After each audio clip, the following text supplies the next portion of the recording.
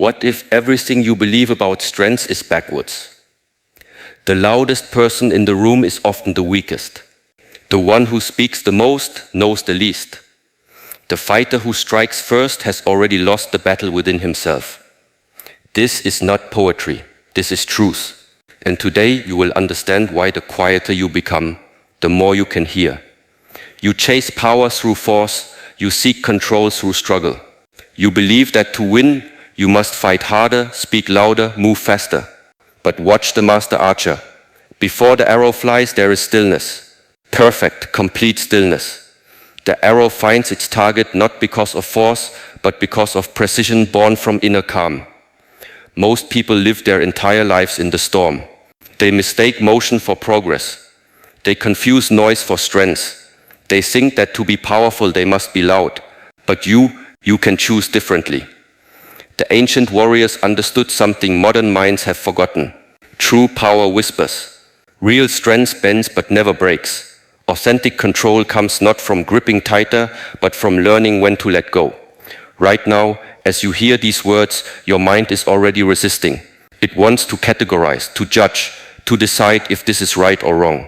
Watch this happening. Don't stop it, simply watch.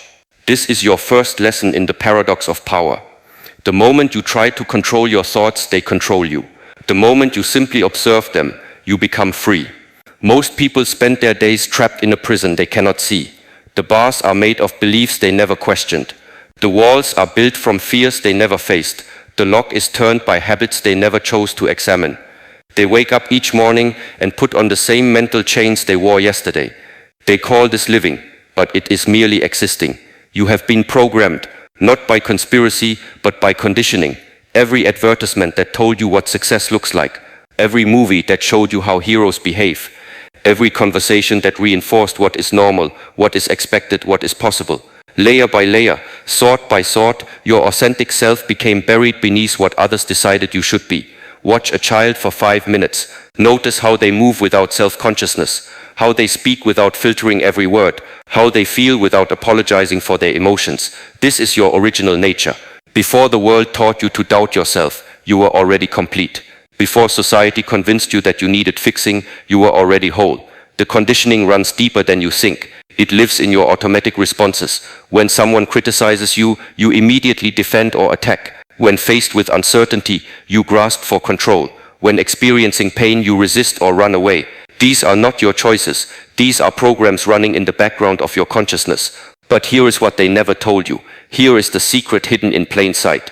You are not your thoughts. You are not your emotions. You are not even your beliefs. You are the awareness that observes all of these things. You are the sky, not the clouds. You are the ocean, not the waves. You are the silence between the notes that makes music possible. This awareness changes everything. When you realize you are not your anger, you can watch it arise and pass away without being consumed by it. When you understand you are not your fear, you can feel it fully without being paralyzed by it. When you recognize you are not your thoughts, you can choose which ones to follow and which ones to let go. Most people believe they are thinking their thoughts, but thoughts are thinking them. Most people assume they are feeling their emotions, but emotions are feeling them. Most people imagine they are living their lives, but life is living them. This is the sleep of unconsciousness. This is the dream they mistake for reality. To awaken from this dream, you must first recognize you are dreaming. Right now, notice the Sogyan Hendam on these words. Notice how it agrees or disagrees, analyzes or dismisses. That is not you. That is the conditioned mind trying to maintain its illusion of control. The conditioned mind is like a radio that never turns off. It plays the same songs of worry, judgment and commentary all day long. Most people think this constant mental chatter is normal. They believe the Renvar in their head is their friend, their advisor, their protector. But this is often their greatest enemy. It criticizes when they need encouragement. It creates problems when they need solutions. It generates fear when they need courage. True power begins with recognizing this for what it is. Not your enemy, but not your friend either. Simply a mechanical process. Like breathing or digestion, thinking happens automatically. But unlike breathing, you can choose which thoughts deserve your attention and which thoughts you will simply let pass by. This is where stillness becomes your greatest teacher. In stillness, the constant chatter begins to quiet. In silence, the space between thoughts expands. In this space, you touch something that was always there but rarely noticed. Your true self, your original nature, your authentic power. Most people fear stillness. They fill every moment with activity, every silence with sound, every empty space with stimulation. They have become addicted to distraction, because in the quiet, they might have to face themselves. They might discover that the person they think they are is just a collection of stories they tell themselves. But you can choose courage over comfort. You can choose truth over familiarity. You can choose stillness over the endless noise of modern living. Think of a mountain lake at dawn. The surface is perfectly still, reflecting the sky so clearly that you cannot tell where the water ends and the heavens begin. This is your mind in stillness. This is your consciousness when the winds of thought are calm. In this state, you see clearly, you feel deeply, you know without thinking. The ancient masters called this state beginner's mind, not because you know nothing, but because you are open to everything, not because you are empty, but because you are not filled with preconceptions. In beginner's mind, every moment is fresh, every breath is new, every experience is encountered without the filter of past knowledge or future expectations. Most people live in their memories of the past, or their projections of the future. They carry yesterday's wounds into today's opportunities. They bring tomorrow's fears into this moment's possibilities. They are everywhere except where they actually are. They are everywhere except when they actually exist. But the present moment is where life happens. The present moment is where choice exists. The present moment is where transformation becomes possible. You cannot change the past. You cannot control the future. But you can fully inhabit this moment. You can bring your complete attention to what is happening right now. This is not about positive thinking. This is not about visualizing success or affirming your worth. Stimulation. They mistake busyness for productivity, motion for progress, complexity for intelligence. But watch how a cat moves. Every step is deliberate. Every purposeful. Every action emerges from stillness and returns to stillness. There is no wasted energy, no unnecessary movement, no action that does not serve the whole. This is how awakened consciousness moves through the world. Not rushing toward the future, not dragging the past, simply responding freshly to each moment as it arises, like water flowing downhill, taking the path of least resistance, while inevitably reaching its destination. The observer within you knows this truth. Right now, something is watching your thoughts sink themselves. Something is aware of your emotions as they rise and fall. Something is present to your experience without being caught up in it. This something is your true identity. This something is your authentic power.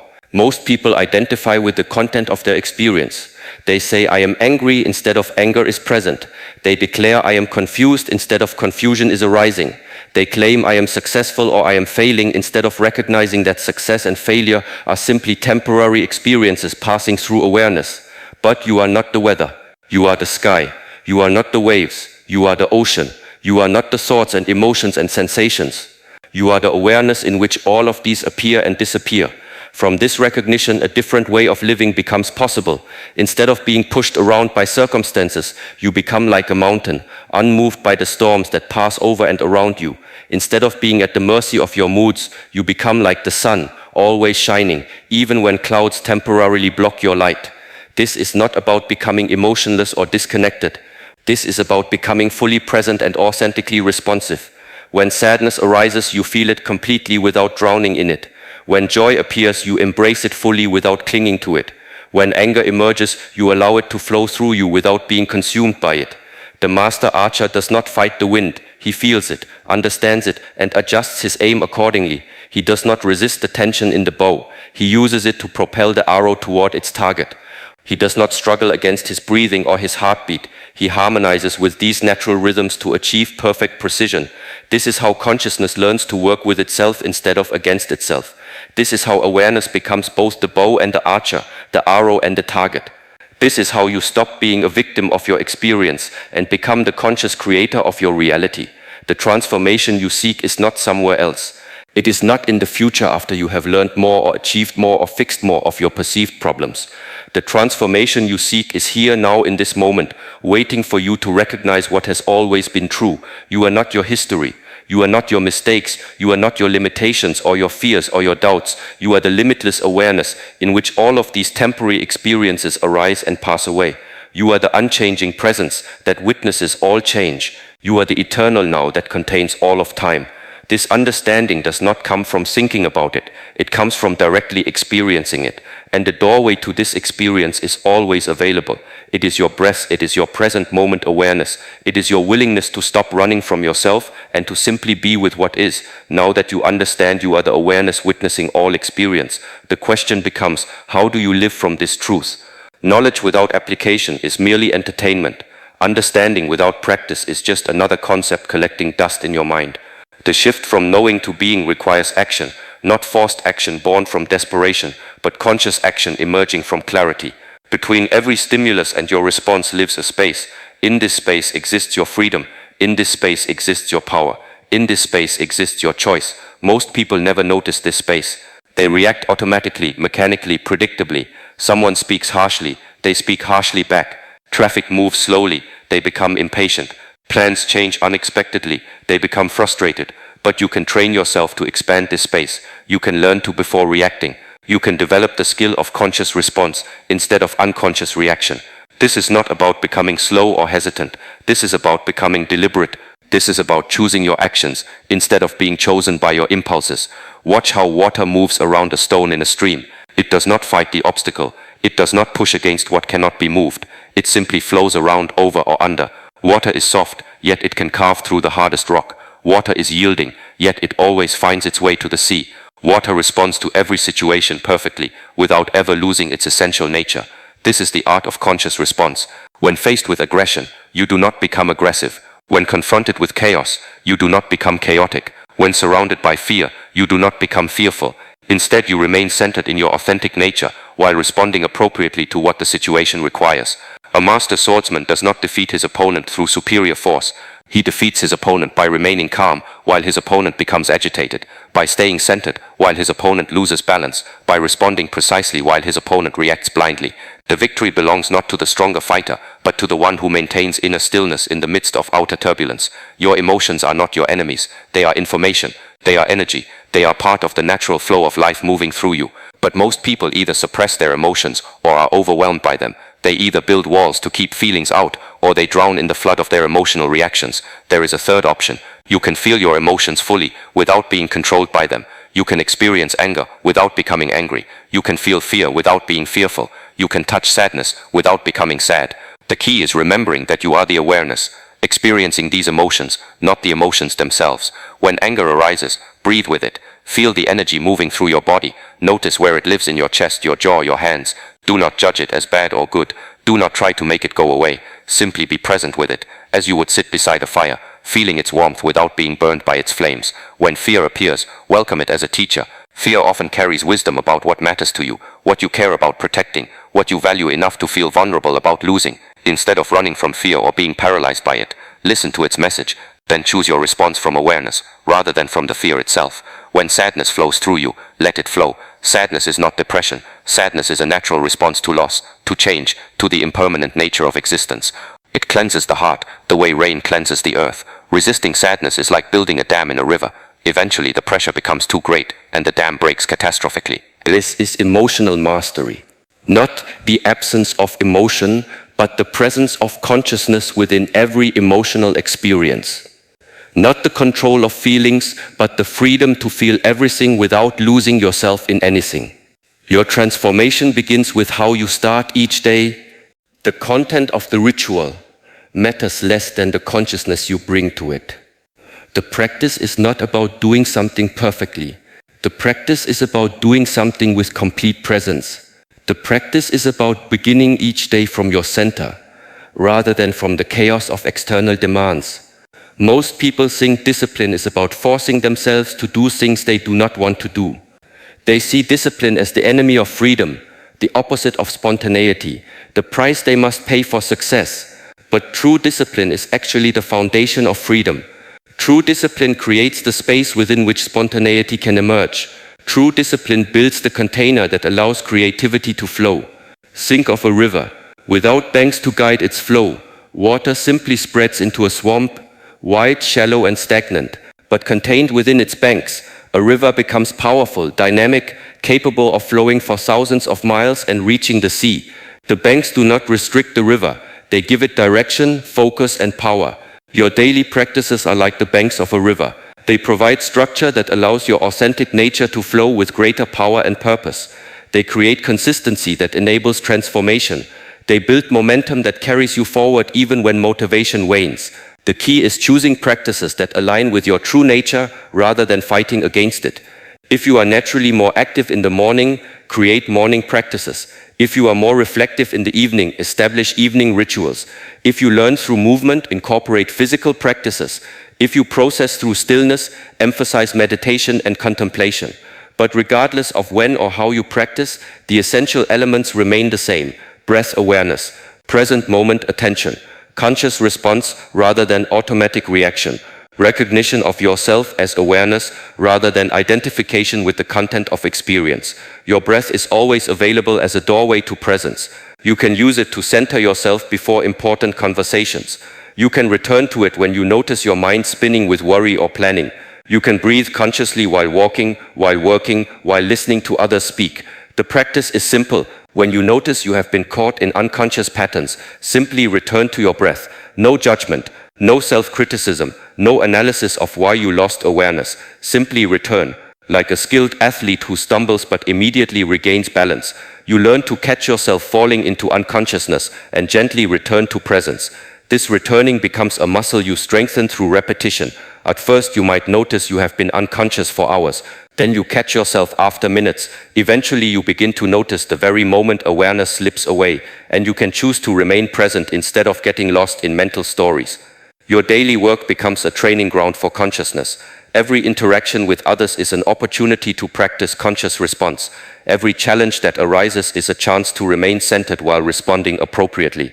Every mundane task is a possibility for bringing complete presence to simple activities.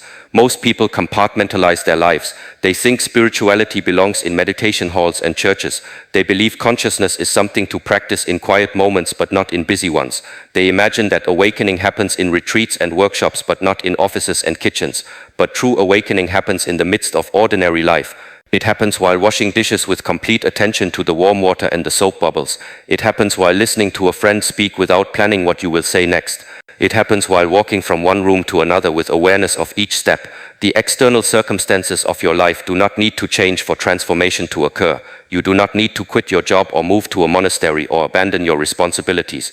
You simply need to bring consciousness to whatever you are already doing. You need to show up fully to your own life. When you work, work completely. When you rest, rest fully. When you eat, taste your food. When you speak, choose your words with awareness. When you listen, hear not just the words but the feelings behind them. When you walk, feel your feet touching the earth. When you breathe, know that you are breathing. This is the path of the householder sage. This is awakening in the marketplace. This is enlightenment in everyday life. You do not escape from the world to find truth. You bring truth into the world through your presence. Your relationships become mirrors reflecting your level of consciousness back to you. When you interact with others from awareness rather than from your conditioned patterns, the quality of your connections transforms. You stop trying to change people and instead create space for them to be themselves. You stop defending your positions and start listening for understanding. You stop reacting to their unconscious behavior and start responding from your conscious center. This does not mean becoming passive or allowing others to treat you poorly. Conscious response sometimes requires firm boundaries, sometimes it requires difficult conversations, sometimes it requires walking away from situations that drain your energy without serving any greater purpose. But even these challenging responses emerge from love rather than fear, from clarity rather than confusion, from strength rather than weakness. You act not because you are triggered, but because action is what the situation requires. You speak not because you need to defend yourself, but because truth needs to be expressed. You establish boundaries, not because you are afraid, but because healthy limits serve everyone involved. The practice of conscious living transforms not just your internal experience, but your external circumstances as well. When you stop reacting from old patterns, you stop creating the same results you have always created. When you begin responding from awareness, new possibilities that were always present but never noticed begin to emerge. Opportunities appear that were invisible when you were lost in mental stories about the past or projections about the future. Solutions arise that were unavailable when you were stuck in rigid thinking patterns. Relationships deepen when you stop defending your false self and start expressing your authentic nature. This is not magic. This is the natural result of aligning your actions with your true nature. This is what happens when you stop working against yourself and start working with the fundamental forces of existence. This shift changes how you move through space. Where you once rushed, you now flow. Where you once pushed, you now allow. Where you once fought against the current of life, you now move with its natural rhythm. People notice this change before you even speak. Your presence alone communicates something different. Your eyes hold steadiness where they once held anxiety. Your shoulders carry lightness where they once carried the weight of the world. Your carries authority where it once carried desperation. Your actions carry purpose where they once carried compulsion. But this transformation is not a destination you reach once and then possess forever. It is a way of being you choose moment by moment, breath by breath, choice by choice. Some days you will embody this new way of living effortlessly. Other days you will find yourself slipping back into old patterns. This is not failure. This is the natural rhythm of growth. The master archer does not expect to hit the bullseye with every arrow. He expects to learn from each shot, to adjust his stance, to refine his technique, to develop deeper consistency through practice. You approach your consciousness development the same way. Each moment of awareness is a victory. Each return to presence after getting lost in mental stories is progress. Your meditation practice deepens beyond the cushion. Yes, you can sit in formal meditation watching your breath, observing your thoughts, cultivating stillness, but your real meditation happens in the checkout line, when someone cuts in front of you and you choose patience over irritation. Your real meditation happens in traffic, when delays occur and you choose acceptance over resistance. Your real meditation happens in conversations, when others speak and you choose listening over planning your response. Life becomes your monastery. Every situation becomes your teacher. Every person you encounter becomes a mirror, reflecting your current level of consciousness back to you. The aggressive driver shows you where impatience still lives in your system. The demanding boss reveals where your sense of worth still depends on external approval. The difficult family member exposes where your inner peace still requires certain conditions to remain intact. These are not problems to solve, but invitations to grow. These are not obstacles to overcome, but opportunities to practice. These are not punishments from the universe, but gifts that show you exactly where your next level of freedom waits to be claimed. Most people spend their energy trying to change their external circumstances. They believe that if they could just find the right job, the right relationship, the right living situation, then they would be happy. But you understand the truth that happiness is an inside job. You recognize that peace comes not from arranging your life perfectly, but from accepting your life completely while responding to it consciously. This does not mean becoming passive or resigned. This means becoming responsive rather than reactive. This means choosing your battles wisely rather than fighting everything that displeases you. This means understanding the difference between what you can control and what you cannot control, then putting all your energy into what is actually within your power to influence. You can control your breath, you can control your attention, you can control your response to any situation, you can control the quality of presence you bring to each moment, you can control the words you speak and the actions you take. You can control how much consciousness you bring to your work, your relationships, your daily activities. You cannot control other people's choices. You cannot control natural disasters or economic fluctuations or political changes. You cannot control how others perceive you or what they say about you or whether they approve of your decisions. You cannot control the timing of opportunities or the behavior of traffic or the weather. When you stop wasting energy trying to control what cannot be controlled, you have tremendous energy available for influencing what can be influenced. When you stop fighting against reality, you can work skillfully within reality to create positive change. Your communication transforms from unconscious patterns to conscious expression. You stop speaking just to fill silence or to hear your own or to prove your intelligence. You begin speaking only when your words serve a purpose, to share truth, to offer support, to solve problems, to create connection, to express appreciation. You learn the power of strategic silence. You recognize that sometimes the most profound communication happens without words. You develop the skill of listening so completely that others feel truly heard, perhaps for the first time in their lives. You ask questions that invite deeper thinking rather than making statements that demonstrate your knowledge. When conflict arises, you do not automatically defend your position or attack the other person's perspective. Instead, you seek first to understand. You listen for the fear or pain or unmet need beneath their words. You respond to their deeper truth rather than reacting to their surface expression.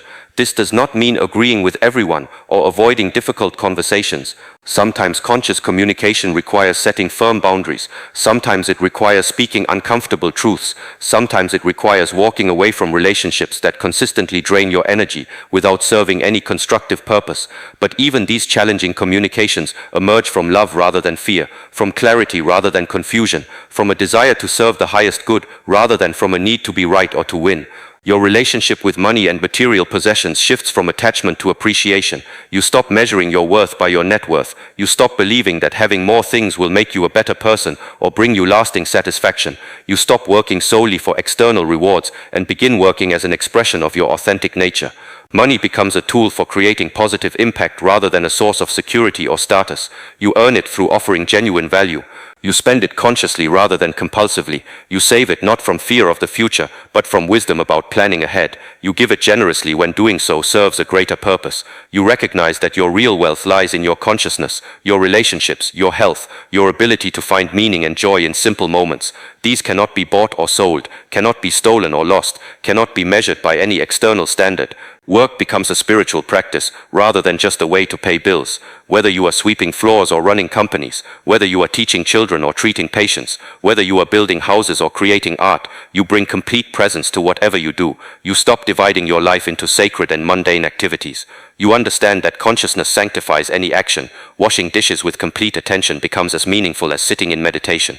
Having a challenging conversation with a colleague becomes as valuable as reading spiritual texts. Caring for your body through exercise and nutrition becomes as important as caring for your mind through study and reflection.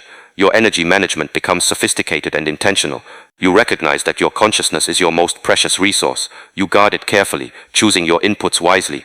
You limit exposure to unnecessary negativity while remaining open to learning from difficult situations when they serve your growth. You surround yourself with people, books, music, and environments that support your highest development. You create physical spaces that reflect the inner peace you are cultivating. You establish routines and rituals that nourish your spirit while serving your practical responsibilities.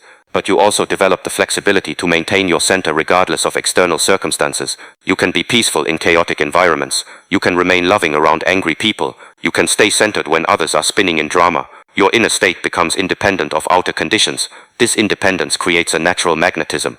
People are drawn to your stability without necessarily understanding why. Opportunities arise because others sense they can trust you with important responsibilities.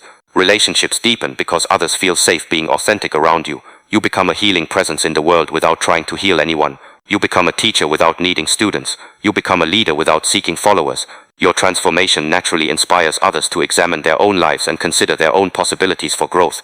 The ripple effects of your consciousness work extend far beyond what you can see or measure. Every moment you choose love over fear sends a vibration through the collective human experience.